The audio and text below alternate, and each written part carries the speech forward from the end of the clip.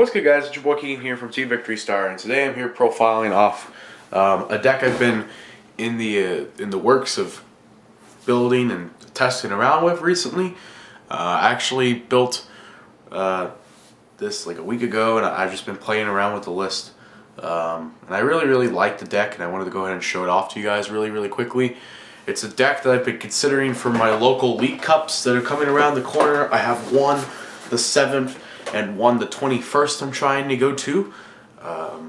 So that should be pretty fun. Anyways though, today I'm here profiling off this list. This is a very pretty interesting Rainbow Road list. It's very similar to Brad Curcio's list that he used to get 33rd at Fort Wayne. And so today I'm here profiling the deck because I can, and I think you guys should see it. Plus it's content for the Victory Star channel, so let's get into it. Sorry about the one proxy, but the main attacker of the deck is going to be the Rainbow Force Xerneas. Xerneas has the attack Rainbow Force for a fairy and 2 colorless energies. You do 10 plus 30 damage for each different type of Pokemon on your bench.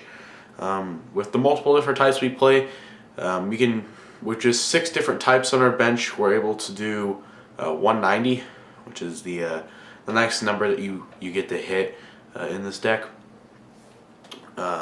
You also have the attack Power Creation. You never use this attack, but for 2 fairy and a double colorless, you do 80. You do 80 more if you heal this Xerneas in your last turn. We also play 1 Xerneas Break. It's good for the extra HP, but you're mainly playing it as like a Jolteon counter. But it is nice for the extra HP against Dark and stuff. It's really good. The 2/2 Galvantula line. I play Galvantula over something like Zoroark or another stage 1 because Galvantula has a really cool snipe attack and double thread. For a single colorless energy, you get to do 30 damage to your opponent's benched Pokemon. You apply weakness resistance onto them. So if you're hitting like 2 Ferrokies for instance, you're doing 60 damage, but on maybe something like, I don't remember a thing that has lightning resistance in the format right now. Maybe like, I don't know, Zygarde or Carbink or Regirock, one of those guys probably have lightning resistance. But you do 10 damage to those. Well, actually, it cancels out because they're weak to grass. So that's kind of weird. Whatever. Point is that Galvantula usually is sniping Greninjas, or not Greninjas, Ferrokies against the Greninja matchup and stuff like that. Getting cheap little cheeky KOs. And you're also setting up for 2-hit KOs on Shaymins, which is pretty cool. 2 Shaymin lets you draw and sets up your board and sets up your hand. It's pretty nice. Hoopa, because it's a different type, or it's a psychic type, and you can explode and get your EXs on the board. We play 1 Volcanion EX. It's kind of hard to see. It's in the corner. But 1 Volcanion is in here. Straight up, it's a dual type, and it's an easy Pokemon. You can bench it, just get 60 damage right off the bat with it. It's 2 different types, which is pretty good. 1 Flygon EX. Flygon EX has the Voice of the Sands ability, which is very similar to like an escape rope off your opponent's end, basically. If it's in the active, you may use this ability, and your opponent's forced to switch his active with one of his or her bench. But they get to choose the Pokemon that they send up. So it's not like a Lysander, it's more like an escape rope only for your opponent. So it's kind of cool, I guess. Or a switch for your opponent. And then I play 1 Umbreon EX. I play it because it's a different type. It's a dark type. But it's also really good, in my opinion. And I'm not playing something like a Genesect over it because of its Veil of Darkness attack. I actually really enjoyed the attack for its potential. That it can get you out of a bind if you're somewhat in a dead drawing scenario. You rarely dead draw with this deck, it feels like. Out of the few games I have played with it currently, I haven't dead drawn with it yet, or dead drew with it yet. So, but it's nice for that additional point of having a Pokemon to help you bail out in that scenario. For our item cards, we're playing 1 Switch. The Switch is in here just as a switching card. It's nice. Preferably, Escape Rope could be a little bit better because it's nice against Jolteon, but for the most part, you're fine. It doesn't technically matter a whole lot. So Switch or Escape Rope, either one is fine. We're playing one experience share. Experience share is a tool card you get to attach to one of your Pokemon. It allows you to, whenever an active is knocked out, and if it has any basic energy attached to it, you may move one of the basic energy attached to the previously active Pokemon to this Pokemon, so you're getting somewhat of energy acceleration in it.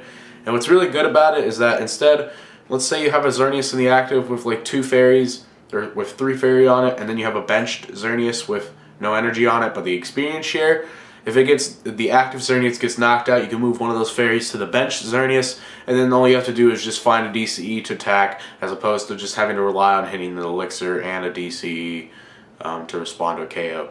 I like experience share a lot in the deck. I find it really, really useful, but we're only playing one of it because I don't really have a whole lot of space for other stuff. I'm playing 2 Floatstone. This is mainly because a lot of our stuff has heavy retreat. This mainly is going to be going on to Flygon and Volcanion. Volcanion has a heavy 3 retreat cost, and then Flygon's good because every time you send it up, you have the option to force your opponent to switch, but you play Floatstones in here just to give your mons free retreat. Doesn't matter, it could be any mon really. Those are just the 2 you prefer to attach them to. Super Rod's in here so that way you don't like lose super hard whenever you get paralleled Garb. You can just use a couple Ultra Balls and shuffle in, or get the Pokemon that you got from Super Rod back out. It's just nice to have it as like a reassurance policy thing. 3 Trainer's Mail helps you dig for your resources. 4 Ultra Ball is standard. 4 Max Elixir, this helps get multiple Xerneases online so that we are ready to go. With Response KOs, it's pretty good. 4 Verse Seeker, we use as supporters, it's really nice. On to our supporters, we're playing 1 Olympia. This is straight up for a Vettel Garb, like I said. You're kind of wanting the target to beat that deck. Olympia helps you a little bit more so you don't get like Lysandered and you're super weak to like Fright Knight and stuff. So it's nice to play the Olympia for that reason. Also, healing is really annoying sometimes if it's a lot of it, you know. It's pretty cool. Hex is in here to function very, very similar to how Rayquaza plays Hex, or Rayquaza, Mega Rayquaza.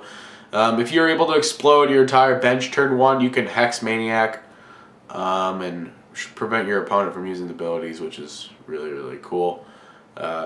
1 Lysander, it wins you games, it's pretty nice. 2 N for Shuffle Draw and 4 Sycamore because standardness. And then to wrap it all off, we're playing 3 Skyfield. This is standard, I think, in this deck. You could have the choice, or you have the chance to really play Parallel City in the list if you really want to, but I personally am not playing it. I think Skyfield just serves the purpose fine. And then for our energy count, we're playing 8 Fairy. The 8 Fairy is in here to... It's a little bit more than the average 7 that usually Rainbow Road plays.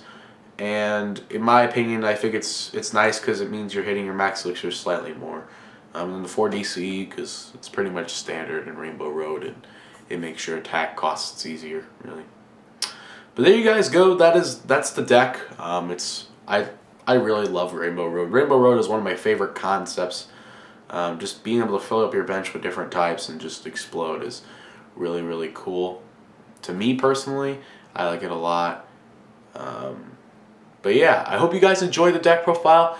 We're hoping to get out more profiles in the upcoming next few weeks. I'm going to probably have another one on Volcanion again to kind of give like a small update on what I'm currently testing with in my Volk list. And I'm also going to be profiling the Vettel Garbodor because it's definitely one of the best decks in format, probably the best deck in format. It's been consistently doing very, very well, and I don't think we've profiled Vettel on the channel in a while, so definitely be sure to look out for those 2 profiles in the future. We're also going to be hopefully getting another opening or 2 on the channel very, very soon. I'm actually going to, after Christmas and stuff, whenever I get money in my account, I'm going to try and buy a couple packs, open them for the channel, just because, you know, it's good to refresh the channel every now and then with some pack openings. But anyways, though, there you guys have it. That is the list. Thank you all for watching. I hope to see you all in the next video. Until then, peace out.